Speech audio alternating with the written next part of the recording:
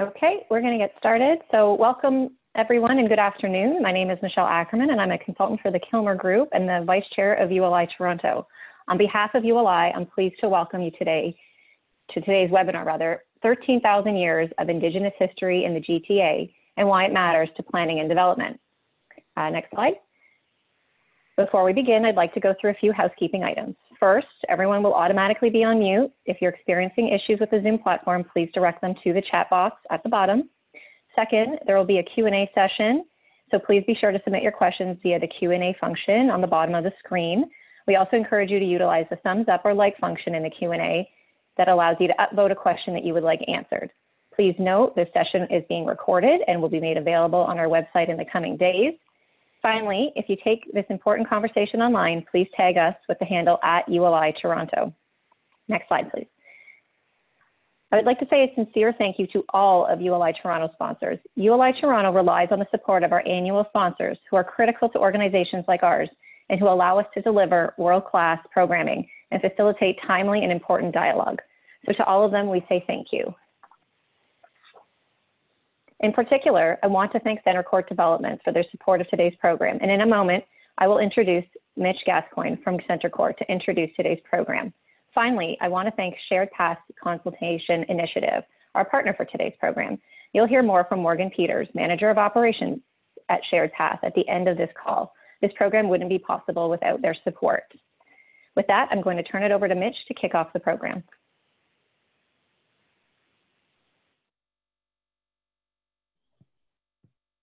Hi, everyone, and thanks, Michelle. Good afternoon, everyone. My name is Mitch Gascoigne. I'm Vice President of Development at Center Court. We're very pleased to be supporting today's webinar. It's an interesting and important topic to us. At Center Court, we strive to work with our communities we build in and are currently working on a project with Anishnaabeg Homes to expand their current facility at the corner of Dundas and Church. It's a very exciting project and one that we're very proud of. Today's session will go through 13,000 years of Indigenous history from an archaeological evidence and Indigenous oral history. Carolyn and Ron, who Michelle will introduce momentarily, will talk about the various treaty agreements and traditional territory claims in the GTA and how this relates to city building work we do. Now, to introduce our speakers, I'll pass it back over to Michelle. Thank you, Mitch. So on to our speakers. Carolyn King is the chair and co-founder of the Shared Path Consultation Initiative. Carolyn is the first woman to have been elected as Chief of the Mississaugas of the Credit First Nation.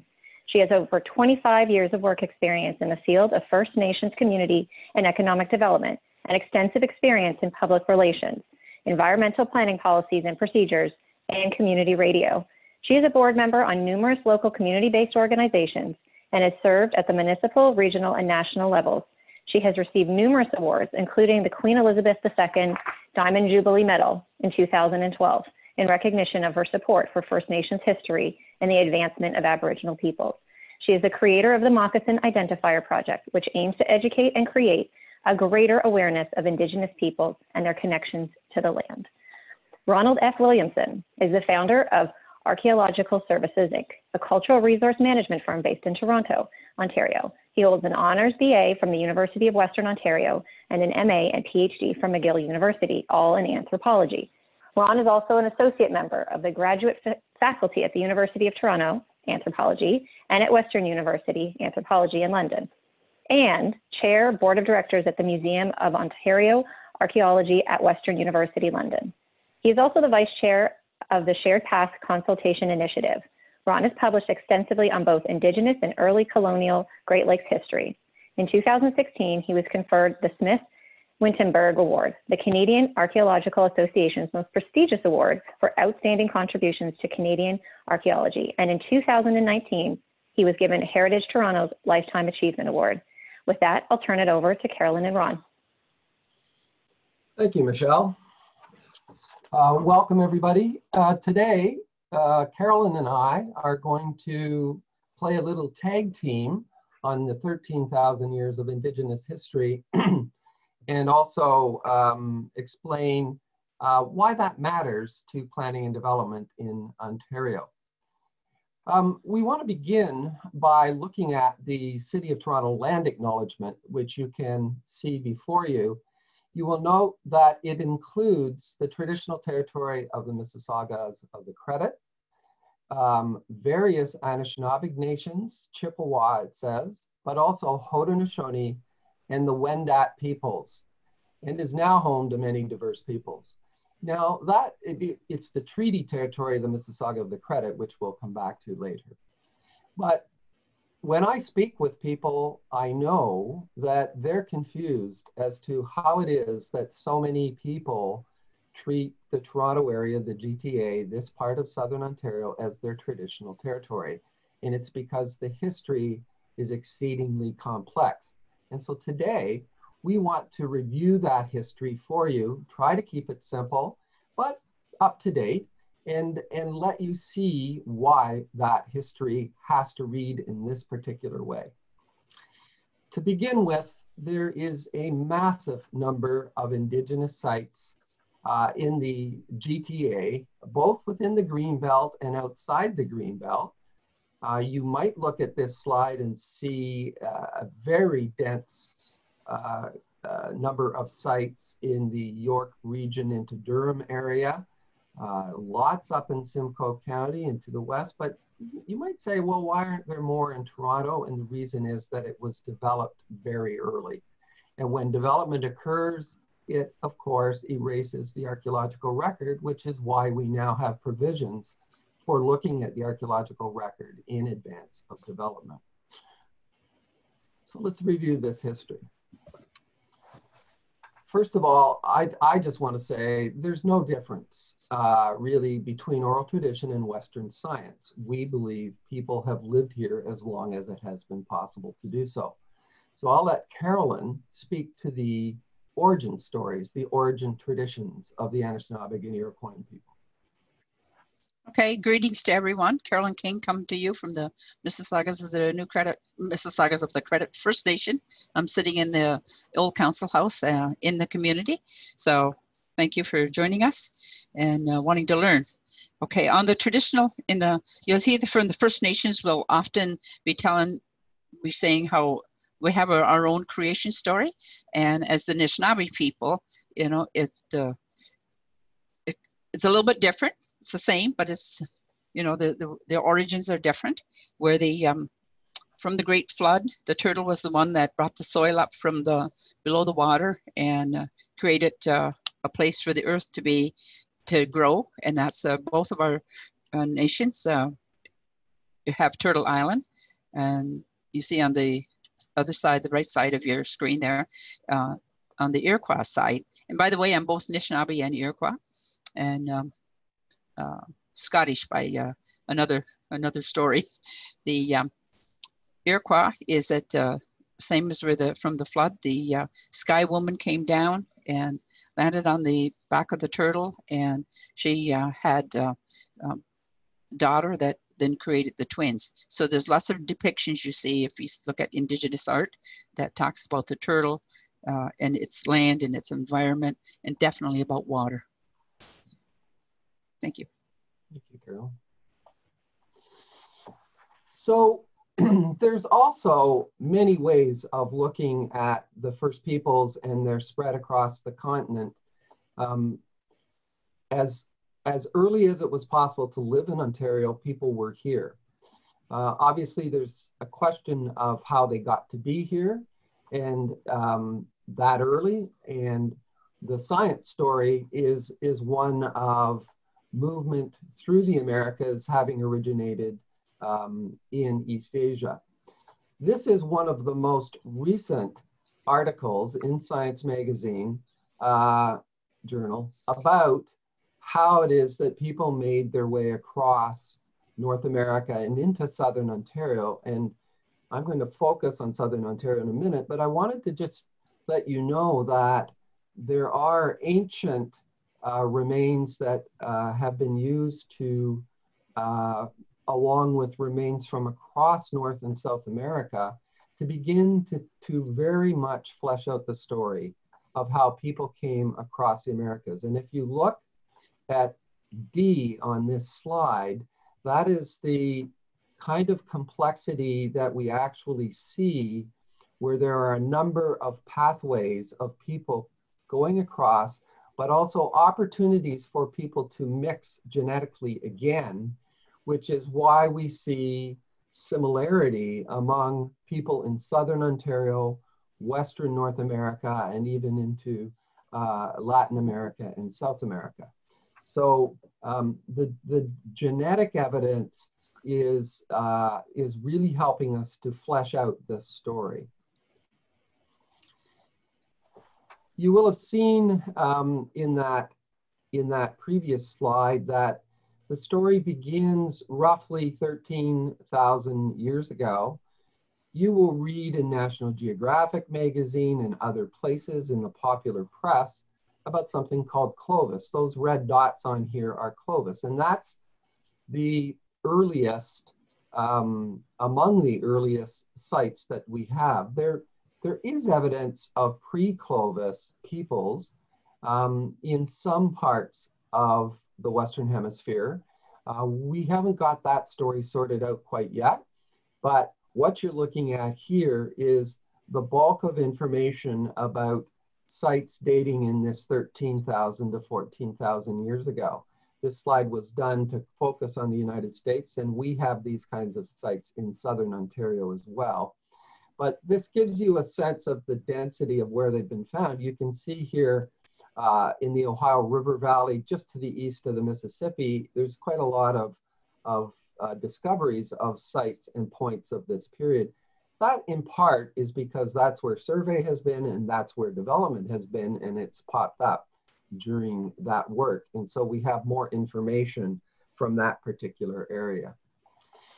For Southern Ontario, this shows you where those kinds of points have been found, these red triangles. And you can see there are about 94 finds of those of artifacts from that period. And then actual sites, there's only about 50 of them.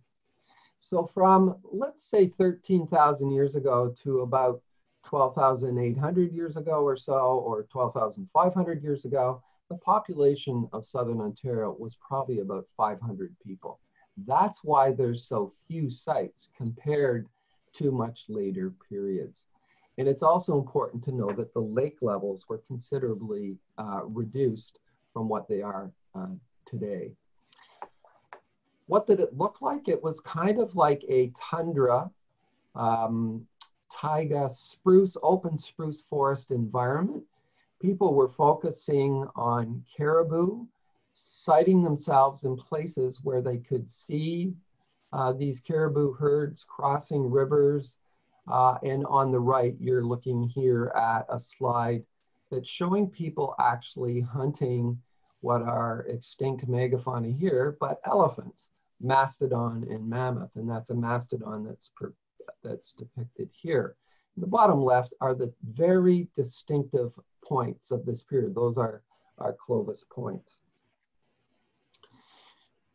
Just west of the GTA in Hamilton, in Red Hill Creek Valley, when the new expressway was put in 10, 15 years ago, there was a site called Mount Albion West, right at the Albion Falls, where a 13,000-year-old site was found.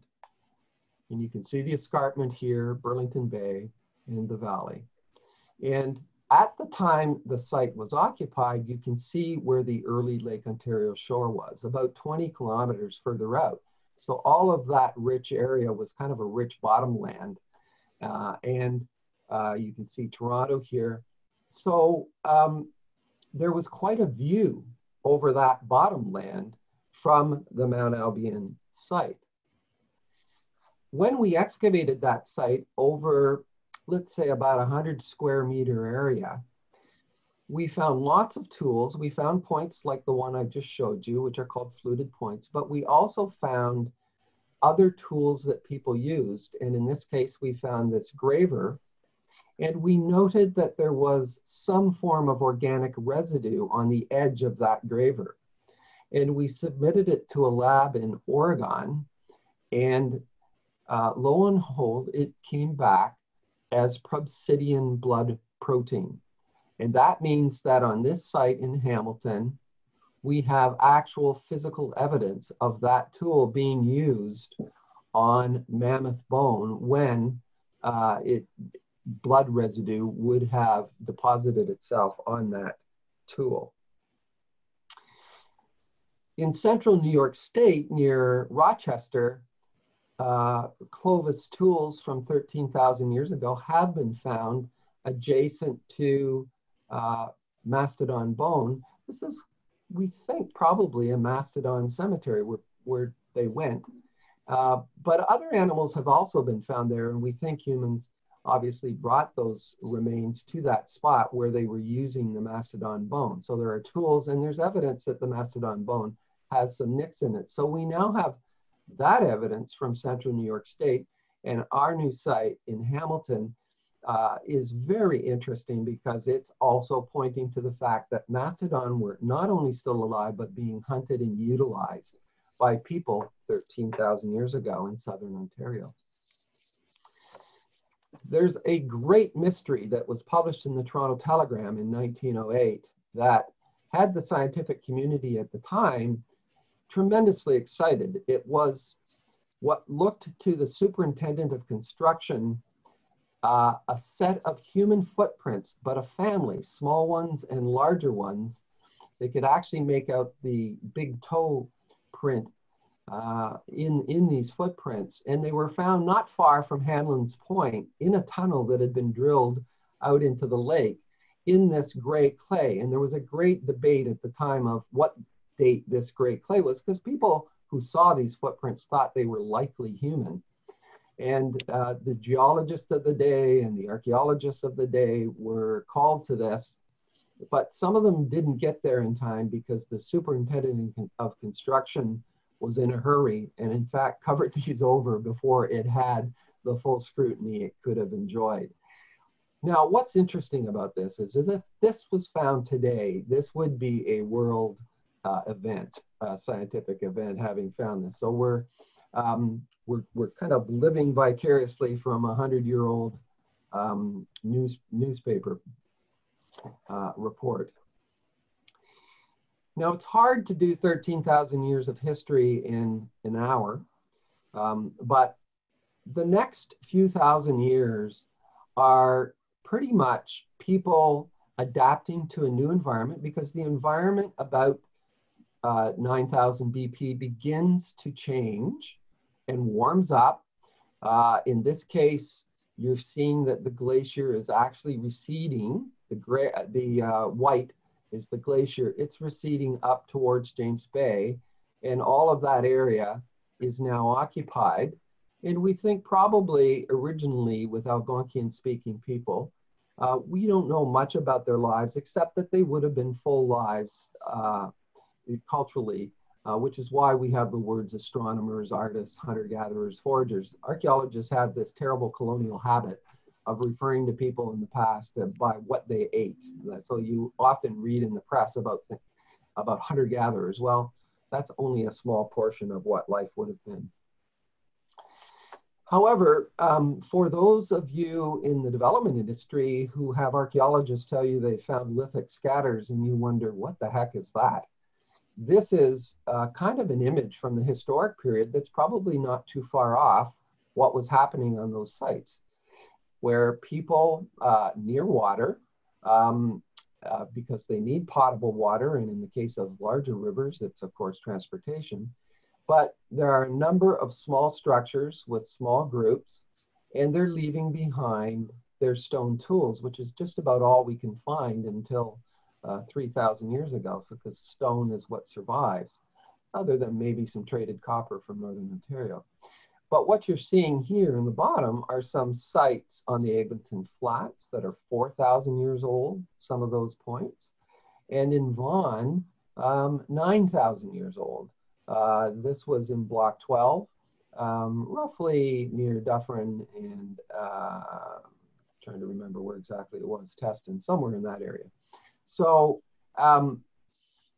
if you think of small sites, no more than 100 or 200 square meters, finding tools like this, this is evidence of a rather nomadic lifestyle, but living near water and adapting to the environment as it's changing. After about 7,000 BC, the environment doesn't change a whole lot, although there's some isostatic rebound with lake levels, so water levels change in the ensuing years. But the other thing that begins is there's much population expansion because it's a much richer environment, populations can grow. So we begin to see more sites, and we see more on those sites. And about 3,000 or 4,000 years ago, we begin to see objects made out of ground slate and carved and ground into animal figurines like the beaver in the upper left or some kind of bird in the lower right. Some people call the one in the lower left a banner stone or a butterfly. And these are, we think, weights that are put on dart throwing devices, a spear throwing device. And we find them, but we find them also in ceremonial context. So these are very important artifacts, but what's clearly true about them is it rivals any of the art anywhere in the world 3,000, 4,000 years ago. It's beautiful art.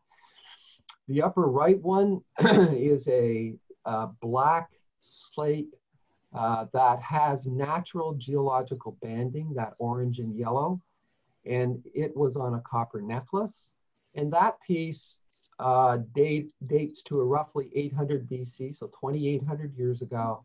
That piece was found west of the GTA, but you can just imagine someone walking along probably the Georgian Bay shoreline and seeing that slate, seeing that natural geological banding, and they must have been a real artist to see that they could produce that artifact, put it on a copper necklace, and wear it.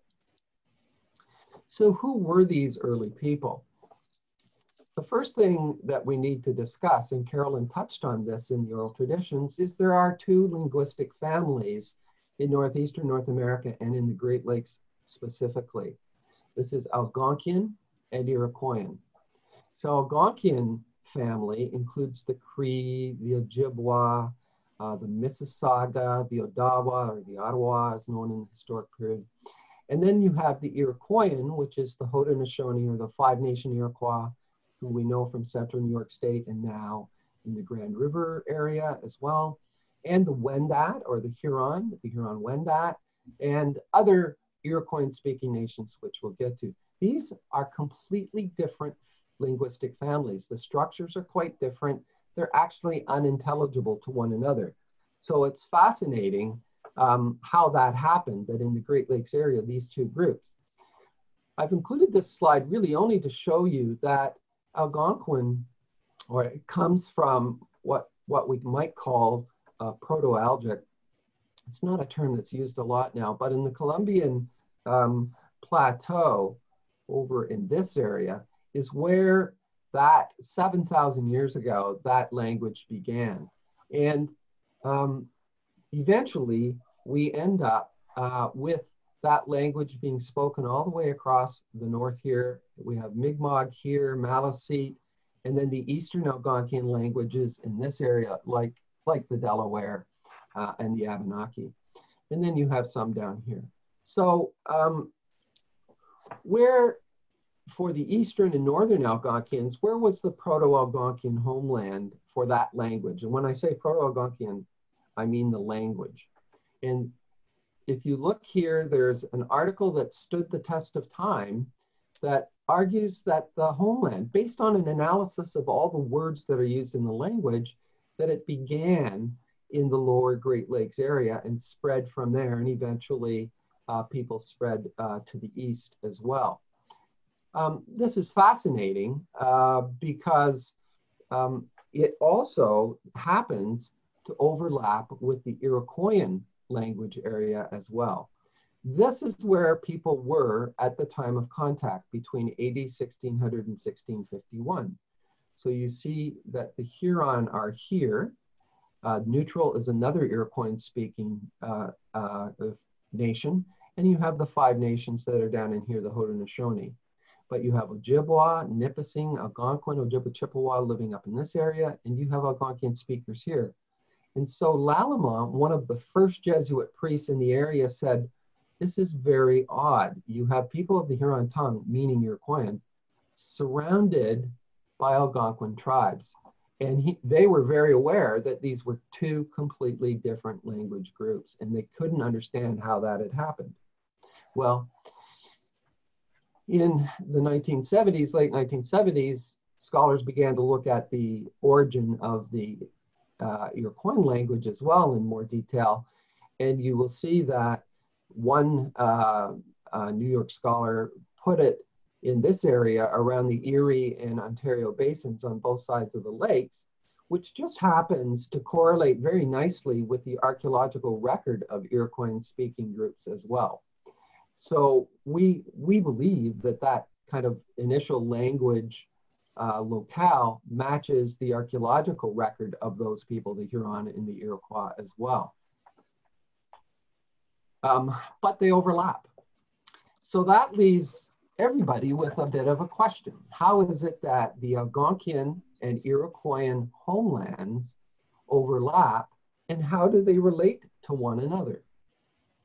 And so in 2017, in the kind of very detailed, and certainly not the last word, but one of the most recent studies, it was a mathematical lexical analysis of the Iroquoian language.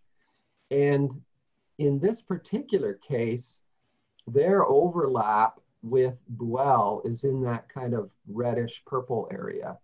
And that's the kind of historic area of the Wendat.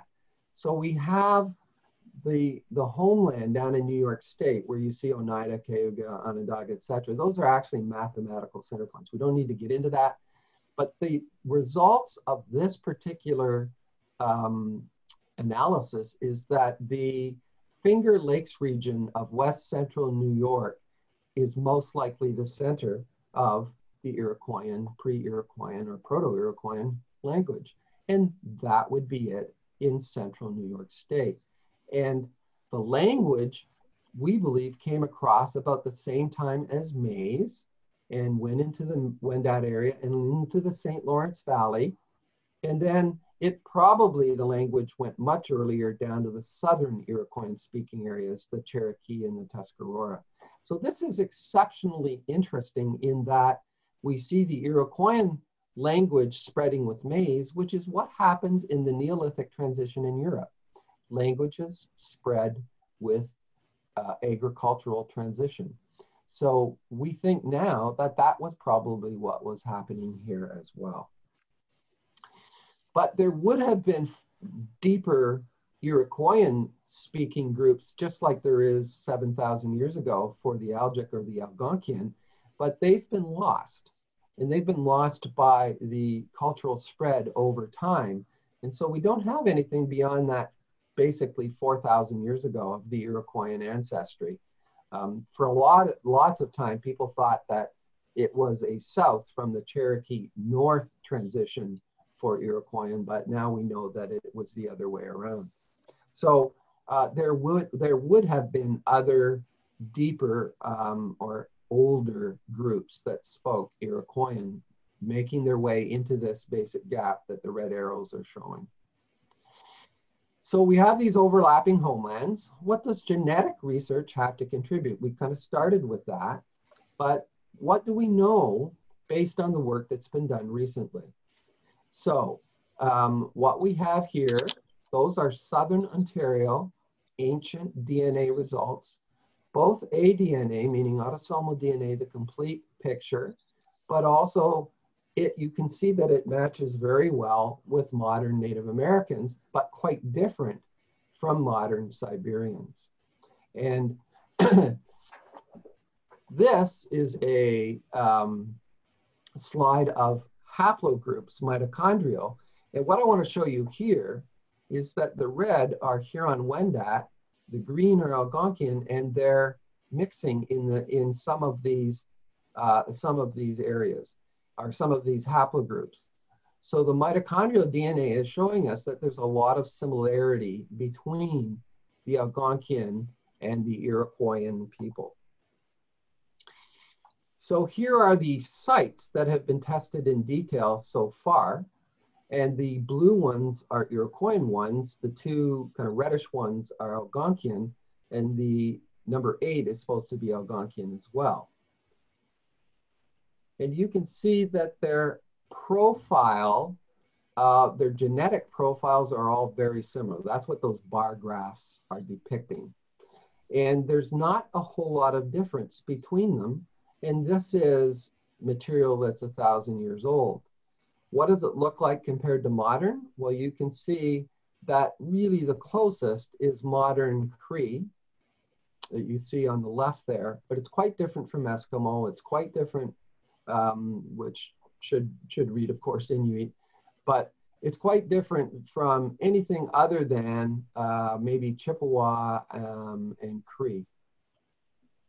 But when we look at the ancient, it's very similar to the Kennewick and Anzac people from 12,000 and 8,000 years ago, meaning these people are part, just as I showed you in that very first slide about genetics, of that first wave of migration across North America. They're showing the same genetic profile, and that the Algonquians and the Iroquoians have very similar genetic profiles, but developed different languages and, of course, different ways of adapting to the landscape.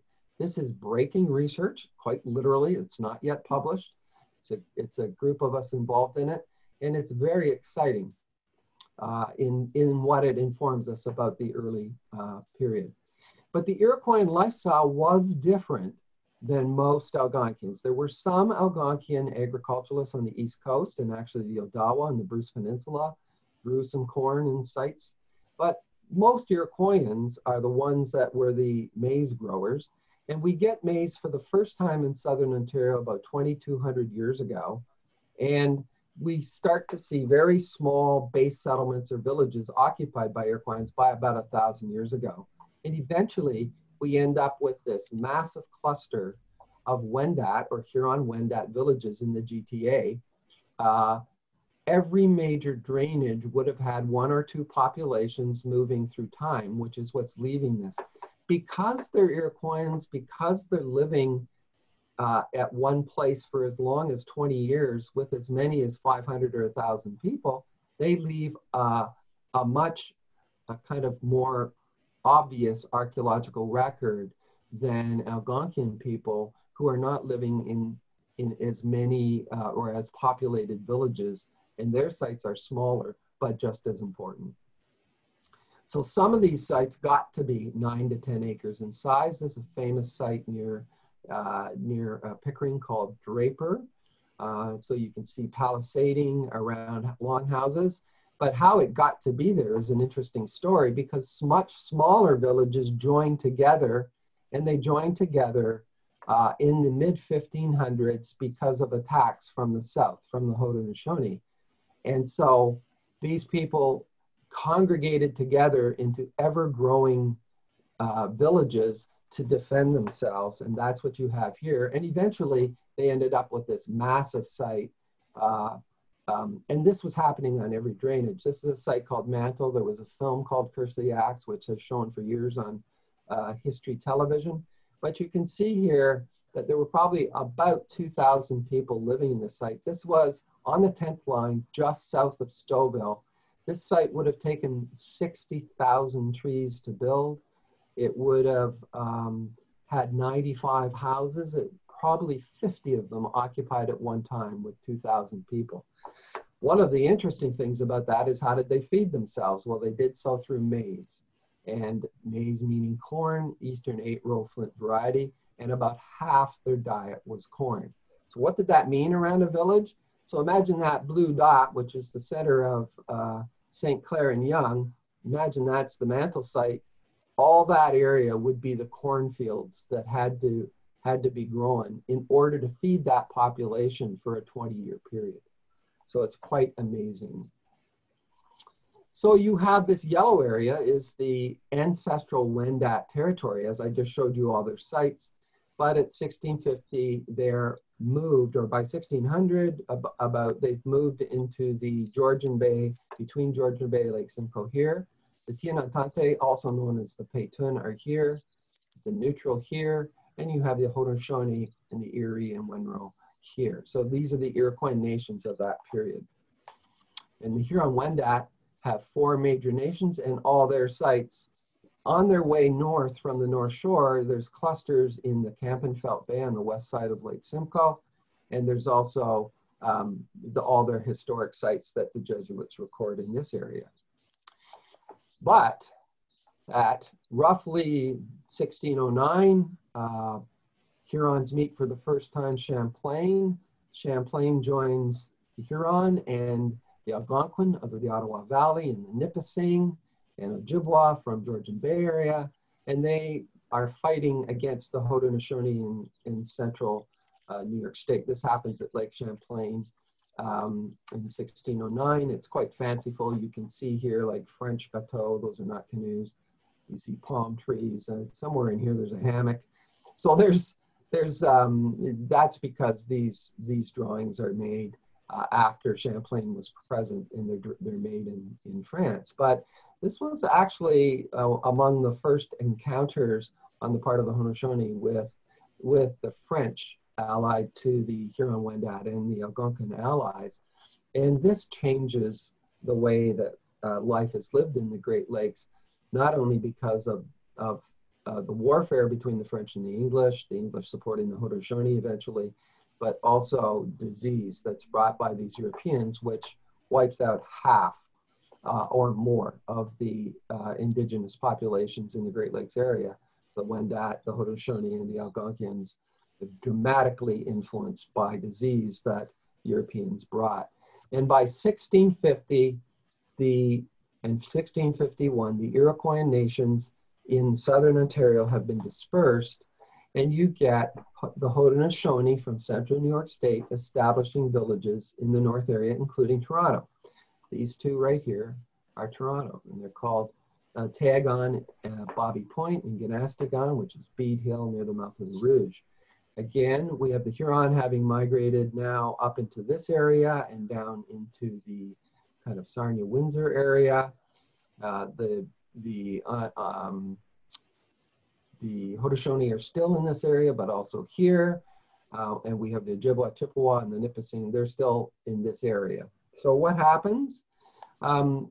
We get these villages. They're occupied from the 1660s to the 1680s. Tayagon. This is where a burial of a Seneca woman was found on Bobby Point. She had this brass pot, but also this absolutely stunning moose antler comb that was found with her. All of these materials, and the people were reburied by Haudenosaunee chiefs near Bobby Point in a park where they won't be disturbed again. But that is very clear evidence of the Haudenosaunee presence along the North Shore, as well as we have from the documentary record. We then have a period where the French are attacking the Iroquois or the Haudenosaunee in New York State, and the Mississaugas are moving southward from the North Shore of Lake Huron, and with their former allies who lived in southern Ontario, begin a push action to push the Iroquois out of southern Ontario and back to the homeland.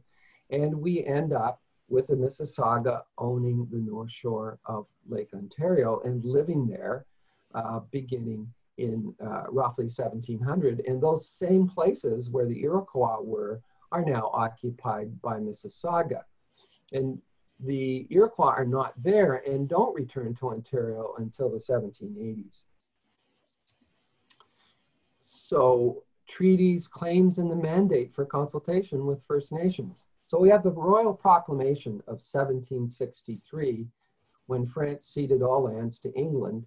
This does relate to Aboriginal title because as part of that agreement, it was that any lands west of this line that was currently owned, obviously, by Indigenous peoples, they could only be turned over to the Crown. The Crown had to negotiate treaties with First Nations or with Indigenous peoples to for settlers to have that those lands. And I'm going to turn it over to Carolyn for a few of these slides. Okay, thanks, Ron. So you've seen an in-depth analysis of the land and who lived on it. What you're seeing here is mapping, treaty mapping of the Mississaugas, who were in the move from the north into this area, as you've seen in the previous slides, and that the Mississaugas are Anishinaabe. Just clarifying that, you know, Mississauga, Anishinaabe, or Chippewa, we're all the same linguistic group. We just have some different labels, you might say. And that goes for the other groups too, that depending on who was writing it down, we got different names, but we're all the same people.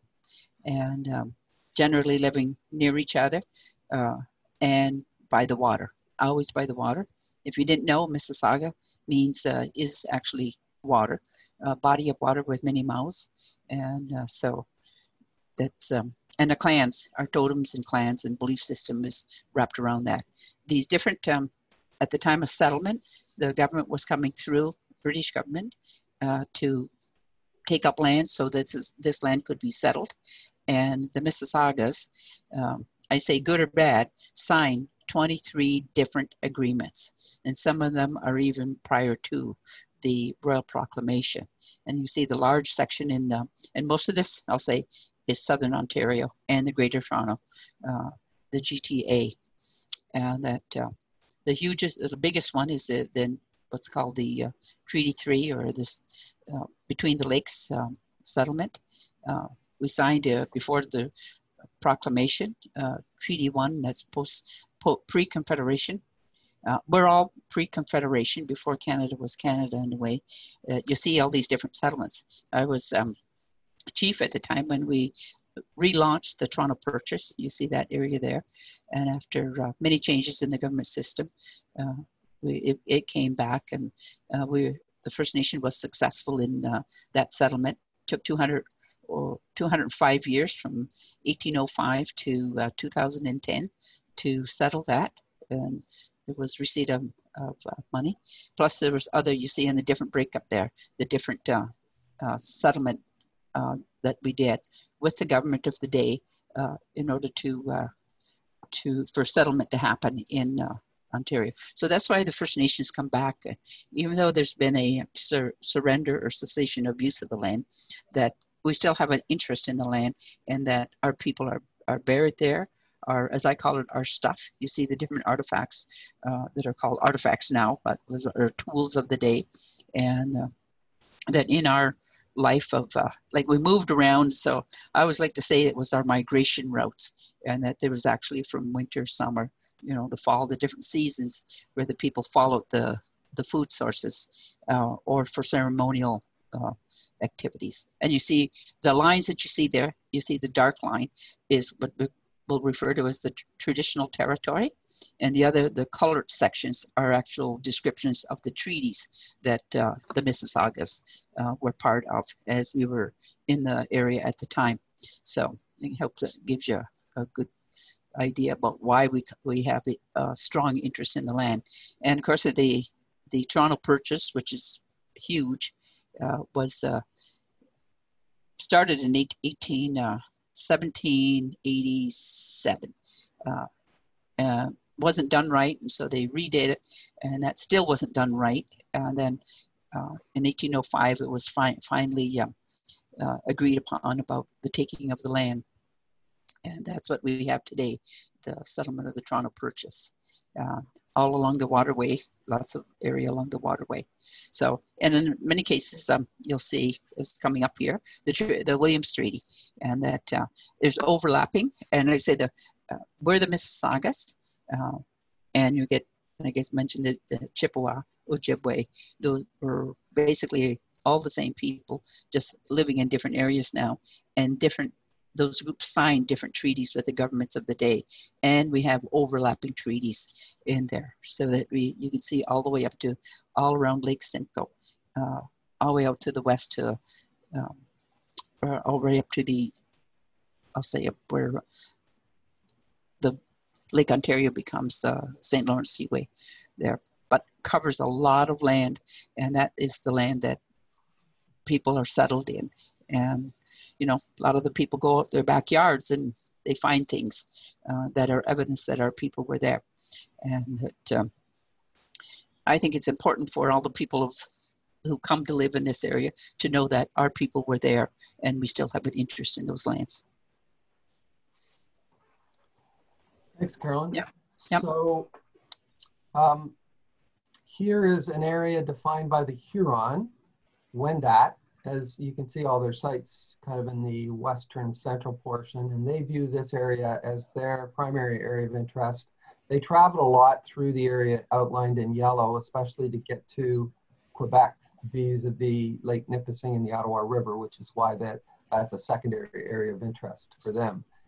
They do not have treaty rights or treaty lands. They do not have land rights in Ontario because they were dispersed and left. And they, however, do have court-approved rights around their cultural heritage record. And it's quite different from the Williams Nations and Carolyn's Nation, which has actual treaty rights. And those are always acknowledged kind of primarily first. And that it's very important to realize. So we've just gone through the kind of Anishnaabeg, we've gone through the Huron Wendat, we've talked a bit about the Haudenosaunee, but there's a little bit more Haudenosaunee. Those, by the way, are those two of those villages, Tagon at Bobby Point and Ganastigon at the mouth of the Rouge. So you have those villages sitting there in the 1660s to late 1680s. And there are other, by the way, other of them further east along the shoreline. But the Haudenosaunee were quite brilliant diplomats, and also at the time of the Great Peace in Montreal, at which all these nations were agreed to share most of southern Ontario and the hunting grounds, they also signed a separate treaty or deed with Governor Nanfan in New York, and it's called the Nanfan Treaty. In the area, there was a map that went with this that was drawn by a guy by the name of Samuel Close in 1701. And that dotted line, which is basically around Lake Erie and southern part of Lake Huron, is the map that went with that deed. And so this brownish area that you see on this slide is a rough estimate of where it is. I mean, when you're trying to figure out where that line is on the ground, you can imagine that that's exceptionally difficult. But that is the Nanfan. That's the Nanfan Treaty that the Haudenosaunee talk about as representing their interests. They also, however, had the Haldimand Grant, which was given to them in 1784 as a result of their loyalty to the British during the American Revolution. And so Joseph Brant, who I'm sure you've heard of,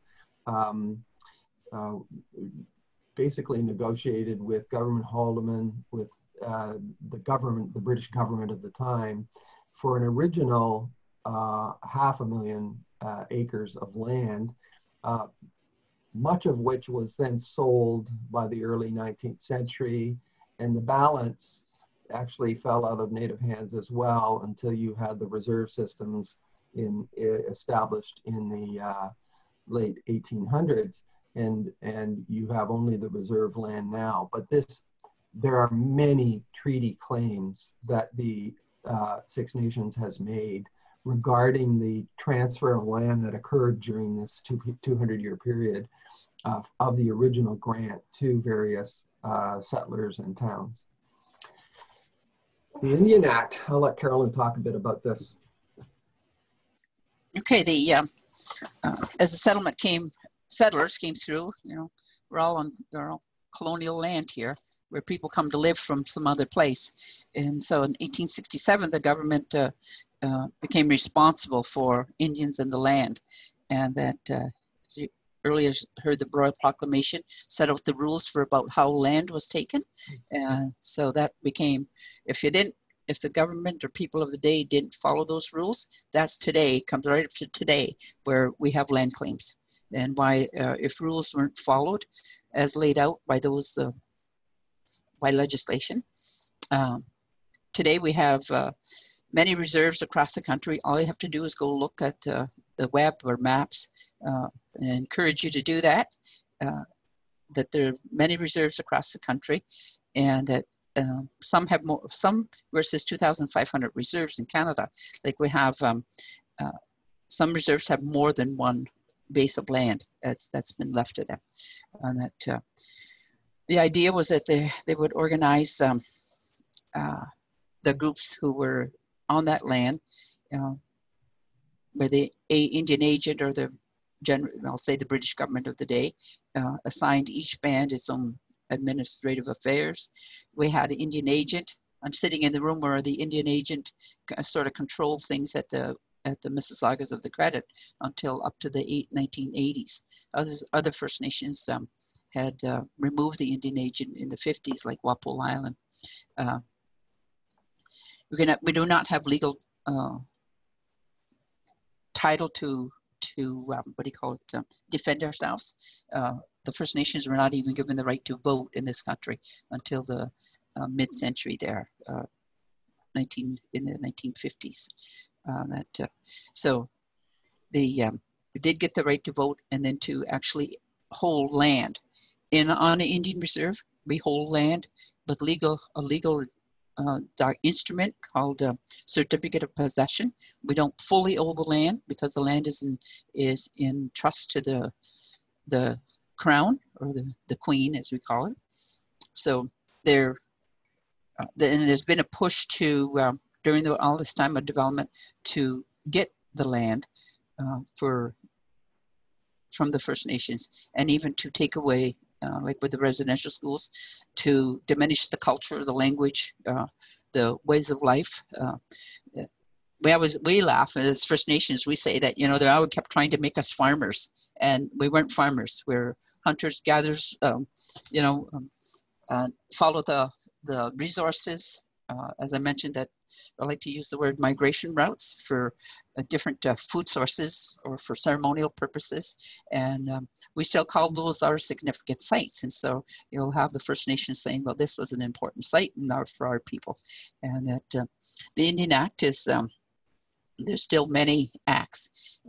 If 1982, the Constitution, it was significant in our just state our existence, that Section 35 of the Charter of Rights and Freedoms, it says that we have what they call enshrined our treaty rights. So that's sort of the basis of when we get into legal disputes, that this was, where we, by legislation, those lands were deemed to be ours. We used them. We may not have owned them in the way that the legislative system or British system looks at it, but that's where we get into disputes about whose land is it. And that today we have the rights have been put into through Supreme Court rulings, and that there are significant ones, and I'll mention those in the duty to consult and accommodate, and that that's the reason why there's disputes about that a developer can't go and develop no matter who that developer is, whether it's in some cases even an individual, but a government, corporation, a municipality, all levels can no longer go forward and just use land like using their legislation. You now have to go look at the whose land it was, and the acts that allow us to say that you're going to impact our use of that land, impact our life. It may change the way that we have to live, and that's been the fight that we have a right to live in this country, on this land the way that we did, and protect assets that are important to us. So you want to take over on this, Ron, or? I will, sure. Okay. Thank you, Carolyn. Yeah. Poignant words. Here, we're just going to review very quickly some relevant rulings in legislation, because you will have heard in some cases of Supreme Court rulings, you won't maybe know what they mean, or even some provincial ones. So the two ones that really defined Crown duty to consult are Haida and Taku, and you hear about them all the time, and they were done in the early 2000s, and they set the scope and extent of you heard Carolyn refer to the Crown, what the Crown is supposed to do in their duty to consult. And one of the most important things here was that while it's the Crown that has the responsibility to consult, these cases did not let third parties off the hook.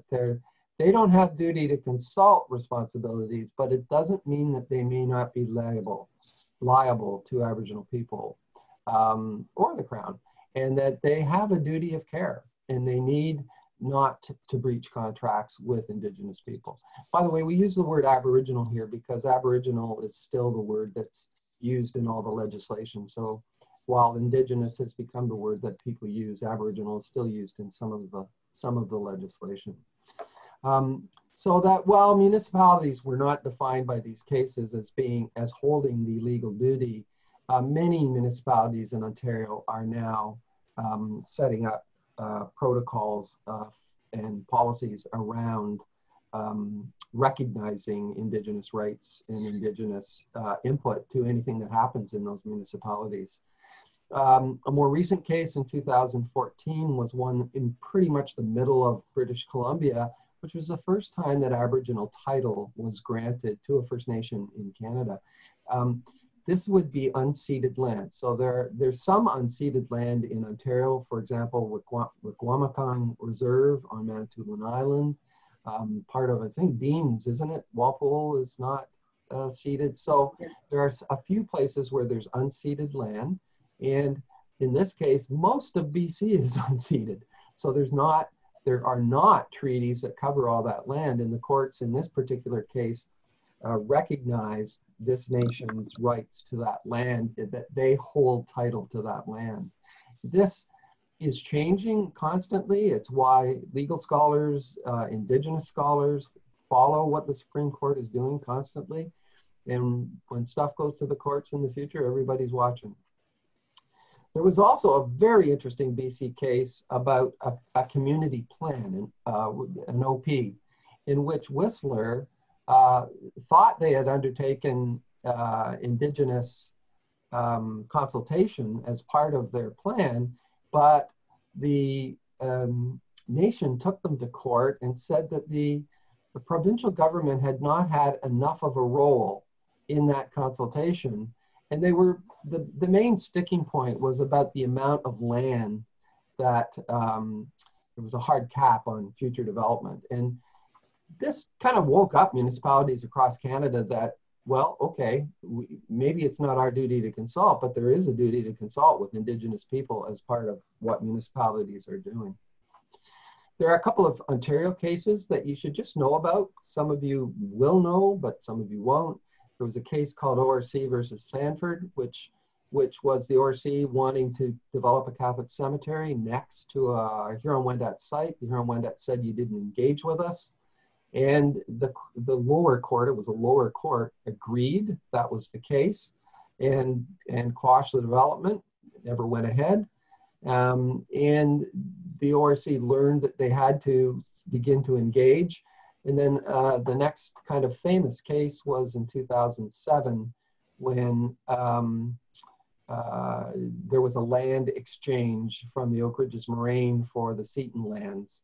And the ORC had to undertake an EEA and had to undertake First Nations engagement.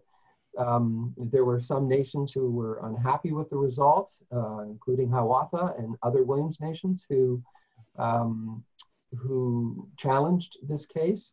The most important thing to come out of this case was that the Huron-Wendat had several villages that were going to be destroyed as part of the development, and the ORC accommodated the Huron-Wendat, and there was a unanimous decision that the archaeological heritage of the Wendat had to be recognized, and they were the ones to be consulted about that. So that's a very important case in that regard. Also, the founding First Nations Circle was endorsed by the court. It was not endorsed by all the First Nations. And the problem here is that for this kind of work to occur, everybody has to have a role at the table.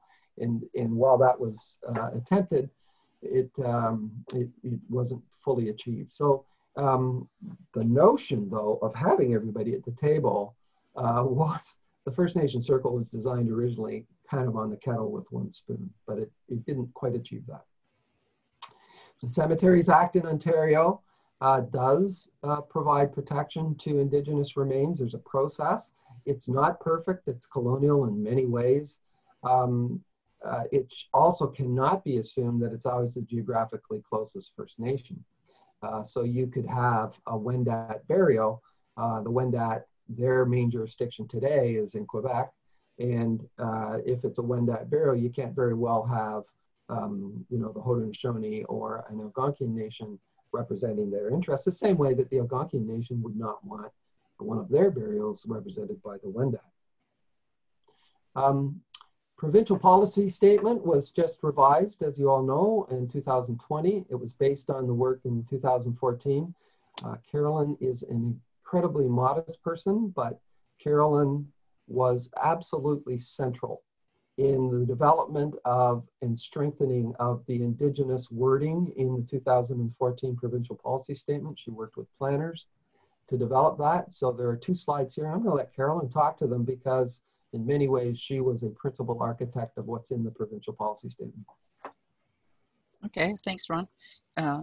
In the process of working on the 2005 policy, I realized that it became important that we have a say about this, like understanding the Ontario Land Use Act and all of its requirements, and that the policy statement is a guiding document or statement that the government makes, but it requires all developers to go through that.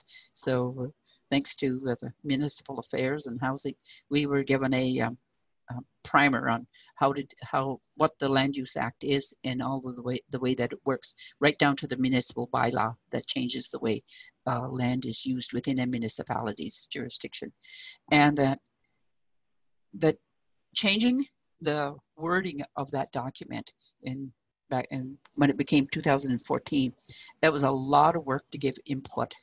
Recognize Walpole Island, Hiawatha was involved in it as well, and other groups that got on board to help. Queen's University, Lila Venezuelan, she was very instrumental in helping and the students there to help gather information and give the input on the 2014 document, which ultimately became this. And words were changed from you know, to shall be implemented, or and that you have to talk to the First Nations in Ontario. If you didn't know, there's 133 First Nation reserve lands in Ontario, and this would apply to all of them. And that so the municipalities are required to look at the First Nations and how they're impacted, and that includes the reserve land, maybe their treaty lands, and their what's claimed as traditional territory, where they may still go hunting in those areas. So no, you go through that. There's lots of significant changes that puts us, thankfully, now in front of some of the planning of even down to residential.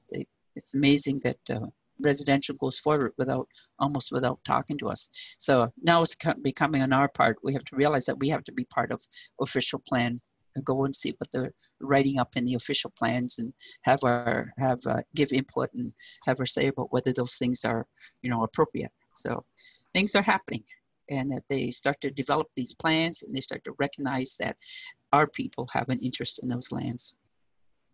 Thanks, Carolyn. Yeah. One of the policies that is in the 2020 statement, as well as 14 and actually 05, was recommendation for municipalities to undertake archaeological management plans, which is to create an inventory of what they have, but also to understand the potential for additional resources. These gray zones are ones that have already got them. You see now Simcoe County has just joined, and Niagara region is now doing one. And Windsor, I think, is revisiting the one they did. So there's lots of action on this front. What do they look like? Most of you probably have seen one, but this is the Toronto. The end result is a GIS platform map that's a yes/no for planners. The yes is if it's in the pink zone, you're going to do archaeology. If it's in the white, you don't. And the red are significant areas where anybody who owns land in that red zone really needs to be cautioned that they could alter an archaeological site if they're not careful, and should work with archaeologists. So archaeological management planning has become quite a big thing, and it's also linked very closely with protocols in developing relationships with all of the Indigenous nations. Where are ARAs usually undertaken? I almost didn't include this slide because most of you know this. OPAs, public works as well. We want municipalities to do everything that the private sector has to do. Zoning bylaw amendments, site plans, plans of subdivision and condominium, and consents and minor variances in certain circumstances. Every place is a little bit different on how they do that. There are standards and guidelines that require Aboriginal engagement on the part of the archaeologist, and they usually are involving now the landowner or developer, because that negotiation has impact financially for the landowner and developer in the sense of the kind of monitoring agreements that currently goes on between the First Nations and the developer. There are Toronto official plan policies that are pretty clear about engaging Aboriginal communities. One of them is that sites are to be protected. The other one, the last one that you see here, is that the city thought that they would take possession of artifact assemblages from all archaeological sites, but I can tell you that that actually has not started to happen. And it was a hard-fought battle, Carolyn, you'll remember, in the discussions with them, but they never actually ended up instituting this. There's also very important development, of course, was the Truth and Reconciliation Commission that occurred between 2008 and 2015. And there are provisions and calls to action that include engaging with Aboriginal peoples and educating people in the public and in the civil service about the impacts to Indigenous rights as part of development. You'll see right in the call to action 92, actually it says building very respectful relationships prior to economic development. So the TRC was about that. It was very much about how can we reconcile the past, the colonial past, with the future. And one way we can do that is to speak and recognize and speak respectfully with First Nations in their territories. Wanted to just say this one thing. Most people know this now, but you only talk to Chief and Council or whoever Chief and Council tell you to. People are still popping up from time to time who think they speak for a nation. They don't. You only speak with people who come forward and are approved, or who are approved by Chief and Council. Most nations now have their own consultation office. It's far easier now than it was 15 years ago. The kettle with one spoon, I just want to give you an example. The York Region Archaeological Management Plan and the official plan review for York Region occurred between, I think it was 2008 and 12, sometime around then. Here are all the committee members and all the people who were participating in the development of that plan and the protocol. You can see all of the Williamson nations were there, the Huron-Wendat, 6 nations of the Grand River, Mississauga, then New Credit, and also Métis. And the point about this is it requires all of these nations at the table to make decisions because they all have an interest in those lands. So modern development introduces modern problems for Indigenous people, and they want us to tread lightly. And that's a quote from Eldon Yellowhorn, who was the first PhD in archaeology in Canada. And that's a walking to the edge of the woods Haudenosaunee ceremony at a site in Durham that we were on. Thank you very much, and Carolyn and I now can respond to any questions. And I'm back with that. To help facilitate the Q&A, one of the first questions or comment was just a sincere thank you for bringing this heritage to life. There's so much we don't know. And I think the whole audience is very appreciative of the really detailed presentation you've just made. The first question that's come up here with many votes, what is the best way for planners to determine whose traditional territory a site may be located on? Are there any go-to resources? Well, yeah, I was just about to say the same thing. Carolyn and I are working on a group called Shared Path Consultation Initiative. Morgan, you're going to hear from in a few minutes. And that is one of the questions we want to address, because I heard that question in 2005 and before, and I hear that question today. And so where can you go? We're hoping to have that answer on our website. We now have a website. You can go there. And we're creating databases of information to help people, planners, find that out. In the GTA, in the Greater Toronto area, basically anywhere kind of east of Peel, the people we've been talking about today are the people that planners need to talk with. They need to talk with the Williams Nations. They need to talk with the Mississaugas of Credit. They need to talk with the Huron Wendat, and they need to talk with the Haudenosaunee. And in some cases, they need to talk to the Métis. So I count 13 nations for most places that they really need to be talking with, but they can get detailed information from Shared Path. We're working hard to get that website to be able to answer any question that a planner might have, and we have workshops that we have as well. I might say you can also contact us and we'll get you the answers.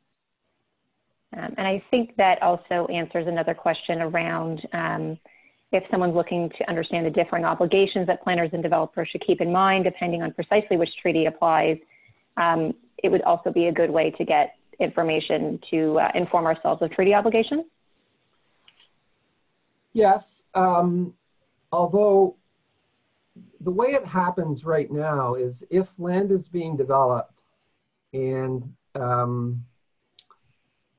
there is a requirement, as there usually is for an archaeological assessment, there is a process that begins between the consultation office of the First Nations and the archaeologist and developer. And the conversation that occurs there is one that can be very educational for everybody, but especially for the land developer. They will learn about what the position of the First Nations are about development. So the DOCA office at Credit, the Huron Wendat's office, the Williams Nations have people assigned to work with developers. So you can get a little bit of a head start on that through talking with the archaeologist who's working if they're finding things. Or the municipality. The municipality should be by now having the information of the nations that have an interest in their area. And it may be that there are impacts that are not archaeological in nature, but environmental stewardship, other things. I remember Carolyn in meetings at York Region talking to the planners about density in buildings.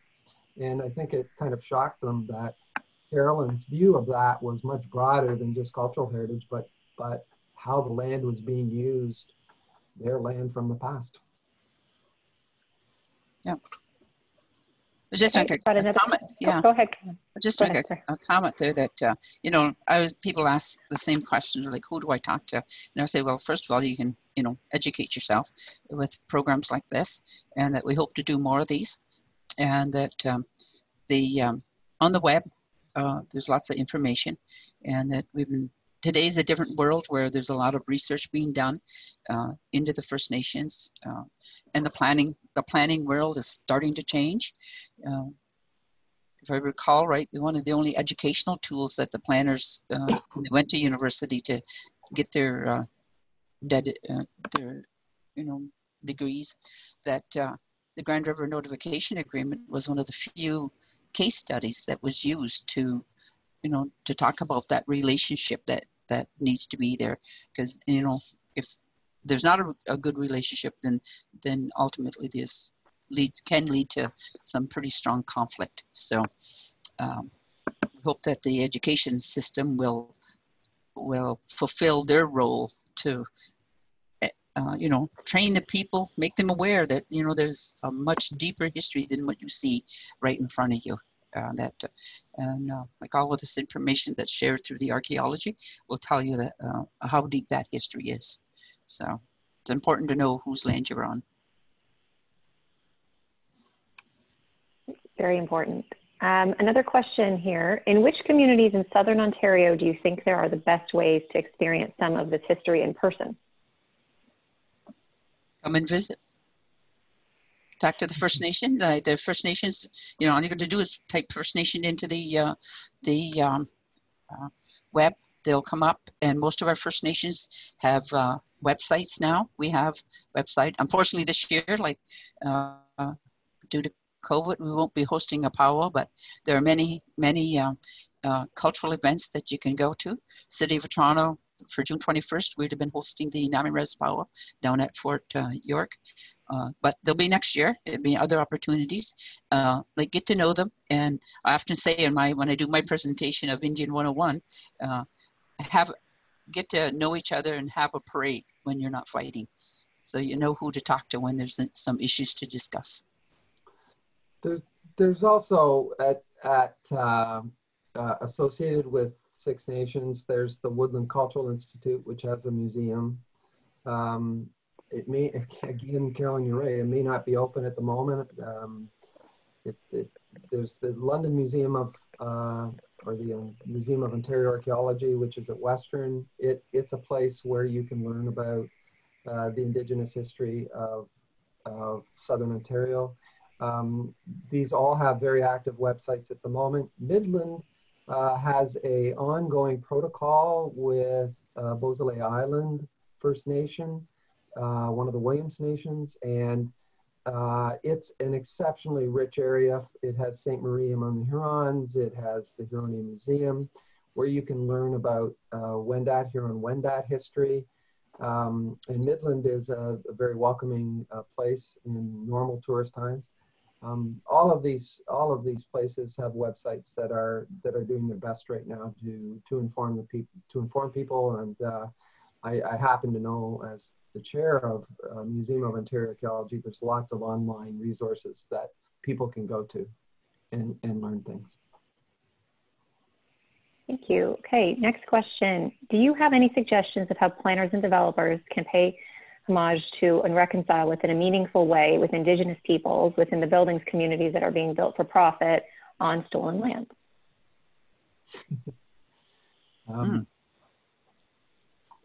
Well, there have been in the last number of years initiatives around commemorating and honoring Indigenous history, one of which Carolyn was very involved with. I was involved as well, which was the Humber Shared Path Initiative, which, while not directly linked to a building community or a building project, it became part of how new building in the area kind of linked to Indigenous history, and Shared Path became that shared path became a very important resource.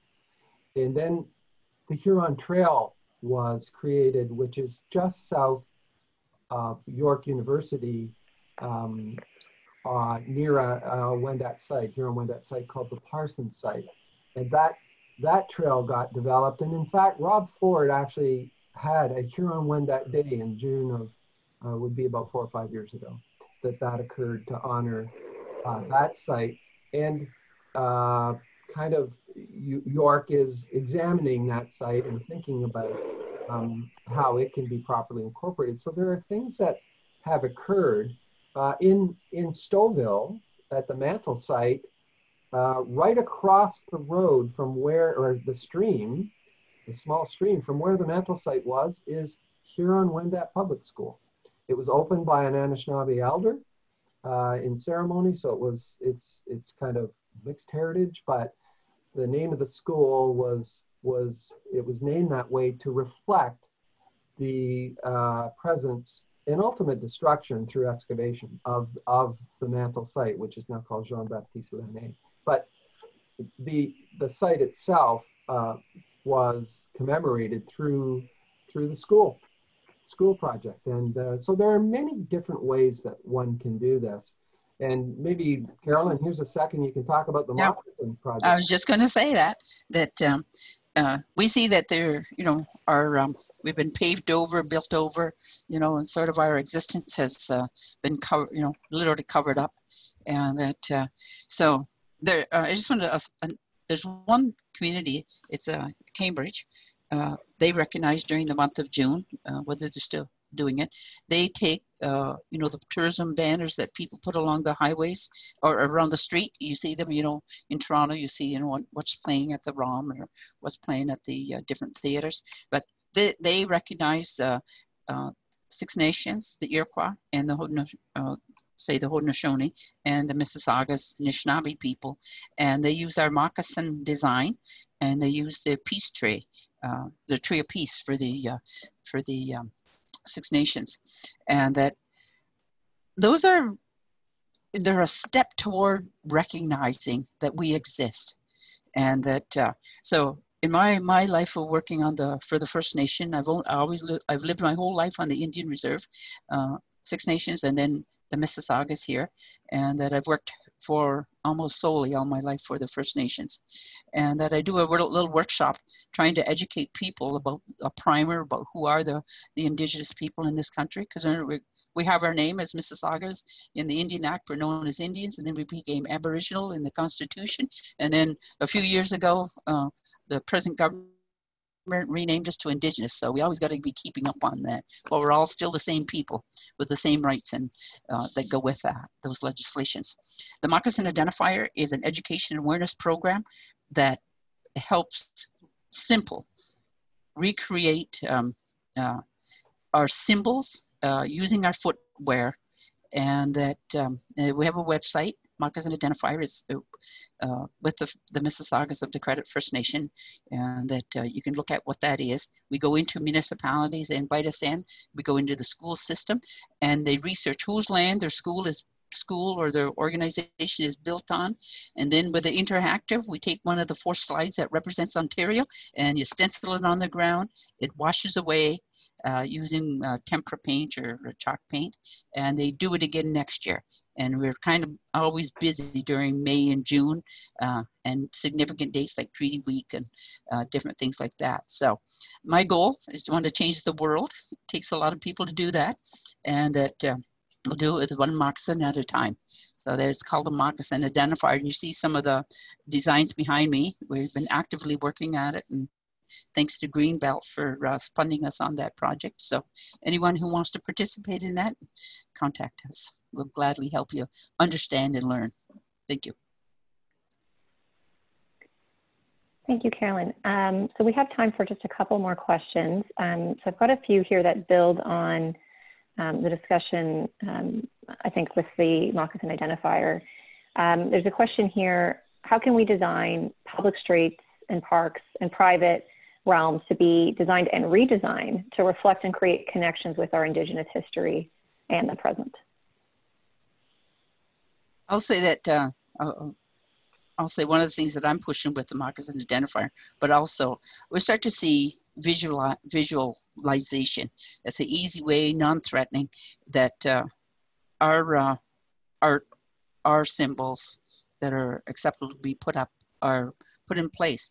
And there's some amazing projects going on now that use Indigenous architects, and that they maybe modernize some of those symbols, whether it's the out of the West, the teepee, or the design of our whether it's the longhouse or in our case, the wigwam, and the Anishinaabe shelters. So things are happening, and that York Region is one of those actually that did the Wilcox Lake has got some amazing modern incorporated designs into a place that people can walk through and they can see things, and I'll say even feel things, because it's experiential. I mean, if the municipalities, the cities, the developer of this world would start to see that our art and our cultural identity is just as important as anybody else's, and that ideally that we're going to see in the future are images, our visualization, our story becomes part of the picture. And it's just working with those First Nations. There's artists. We're doing a lot of murals in Toronto, changing the landscape one in that, and Philip Cote's side, one mural at a time. I would just like to add that having shown 2 slides about reconciliation, that question embodies what is meant by reconciliation. How do we bring the building communities, municipalities, and First Nations together? And one of the things that Shared Path is working on is workshops between municipalities, establishing relationships, permanent relationships between municipalities and First Nations. And when people meet and have lunch regularly, when a crisis occurs, you're meeting with friends to talk about it. When you meet for the first time over a crisis, it doesn't work. And so the more that municipalities can develop close working relationships and friendships with the nations that have an interest in their land, the quicker ideas about interpretation and ideas and ways in which that history, that rich history, can be recognized, can be expressed. So I would say keep your eye on Shared Path. That's one of our goals as well. Thank you, Ron. We're just about coming up on 1:30. So we'll bring this portion to a close. I want to thank you to everyone for tuning into today's session. But more importantly, on behalf of ULI Toronto, I want to thank Carolyn and Ron for taking the time to walk us through an introduction to the history of the GTA. As an industry, it's so important for us to have and continue to seek out this knowledge and understanding of treaty agreements, traditional land claims in the GTA, to better understand where we're working and the history of the place, and to better engage with the Indigenous communities. I think it's incumbent on us. And so I'm really appreciative that a lot of that information was shared today. And a special thank you to Center Court for their support of this program. Many of you have messaged how to get better involved with Shared Path. So to close out today's session, I'm going to pass it on to Morgan Peters to tell us a little bit more about the program. Great, thank you so much, Michelle. And thank you, Richard, Lauren, and Denise at ULI for your unwavering support of Shared Path and for contacting us and organizing this webinar. And also thank you very much to Mitch and Center Court for sponsoring the event. As you've all heard, Ron and Carolyn are extremely experienced and knowledgeable in the areas of planning, history, working with Indigenous communities, archaeology, and they've been joined by like-minded people from a variety of professions and backgrounds to form our organization, Shared Path Consultation Initiative. So we're composed of both Indigenous and non-Indigenous members, and we've received support from organizations like Friends of the Greenbelt Foundation and the McLean Foundation. And together, the vision we're working towards is a future in which Indigenous voices and rights form a sustained and integral part of land use planning, law, policy, and governance in Ontario. We're really looking to drive systemic change, and we want to respond to those calls to action that Ron highlighted during his piece, the calls to action put forth by the Truth and Reconciliation Commission's report in 2015. And I think the protests that are in the news lately are really highlighting the need for this kind of work. They're really pushing us to examine our systems and institutions to root out discrimination and bias. And that's essentially what Shared Path is trying to do in the planning realm. So it's very encouraging. I'm very excited to see such a great turnout today for this webinar. And we hope that you'll all continue your journey of learning. And further, in the spirit of reconciliation, we are a registered charity and we require support, ongoing support for operations. So if you or your organization has the capacity to contribute to our work and feels passionately about reconciliation, please get in touch with us. We also welcome you to join Shared Path as a member, which will give you access to future educational webinars, events, networking opportunities, and our upcoming online resource database. So that's going to be launched shortly. And I wanted just to respond to one or two of those questions about resources, trying to identify traditional territories and that type of thing. There is an imperfect, but something to start with. There is a resource out there called native-land.ca. So there have been some attempts to map things like treaty territories and traditional territories there. Like I said, it's imperfect, so it's always best to get in contact with the Indigenous communities involved or around you. I also wanted to mention that there's an app called First Story in Toronto that you can download, and it will help you to learn about the sites in Toronto itself that have important Indigenous, or that are important to Indigenous communities. And the OPPI, the Ontario Professional Planners Institute, put out a report last year by their Indigenous Planning Task Force that has some really interesting insights into planning and Indigenous communities. But anyhow, I encourage you to get in contact with myself, with Ron, with Carolyn, if you have any questions, and if you want to learn more about Shared Path, we welcome everyone and anyone to start the conversation with us. So miigwech, niawen, merci, and thank you. Thank you, Morgan. And so thank you again for everyone joining us, and have a great afternoon. Miigwech.